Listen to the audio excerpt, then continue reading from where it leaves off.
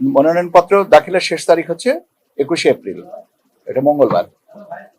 Returning officer মনোনয়নপত্র বাছাইয়ের জন্য 22 এবং 23 তারিখ এটা আপনার সময় দিয়েছেন, আমাদের এখানেই এটা হবে। আপিল আবেদন 26 তারিখ, এটা রোববার, যদি কেউ আপিল করেন তাহলে এটা।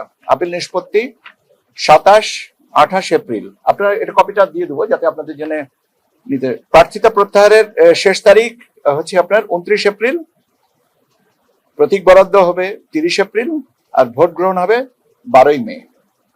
তো এইভাবে আমরা এই শিডিউলটা তৈরি করেছি, আপনাদেরকে এটা কপি দিয়ে দেওয়া হবে। আর এইটা এই কি বলে নির্বাচন করার জন্য আমরা আমাদের রিটার্নিং অফিসার এখানে আমাদের সাথে আছেন জনাব মঈনুদ্দিন খান, উনি নির্বাচন ব্যবস্থাপনা 2 অনুবিভাগের দায়িত্বে আছেন, উনি রিটার্নিং অফিসার।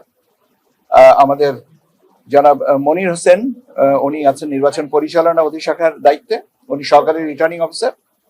এবং আমরা 4 জন পোলিং অফিসারকে এই দায়িত্বে নিয়োজিত করেছি। এই তালিকাটাও আপনারা পেয়ে যাবেন। এইটা হচ্ছে আমার এই মুহূর্তের মোটামুটি ভাবে। এখন আপনারা আরেকটা প্রশ্ন সেদিন বলেছিলেন, আমি আংশিক আমি বলেছিলাম, আমরা উত্তর দিয়েছিলাম, তারপরে আবার স্পেসিফিক করে বলে দিই।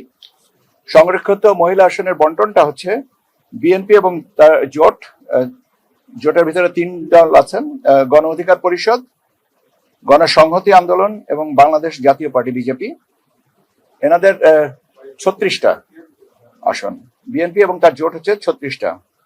জামায়াতে ইসলাম এবং তার জোটের সাথে আছেন এনসিপি, বাংলাদেশ খেলাফত মজলিস এবং খেলাফত মজলিস, এনাদের 13টা। 6 জন স্বতন্ত্র প্রার্থী একজোট হয়ে ওনাদের জন্য একটা। আর ইসলামী আন্দোলন বাংলাদেশ এবং রুমিন ফারহানা ম্যাডাম এনারা বলেছেন যে ওনারা কোর্টে এককভাবেই থাকবেন, কোনো জোটে যাবেন না। সো 36, 13, 1 এই মিলিয়ে 50-এর হিসাব।